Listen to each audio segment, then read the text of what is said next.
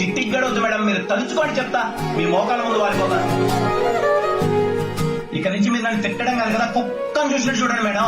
అయినా సరే మిమ్మల్ని వదిలేదే ప్రసక్తే లేదు. పాడికి పైకి వెళ్ళినా మీరు ప్రేమగా ఒకసారి పిలవని చెప్తా, రెక్కల గుర్రం వేసుకొని మీ ముందు వాలిపోతాను మేడం.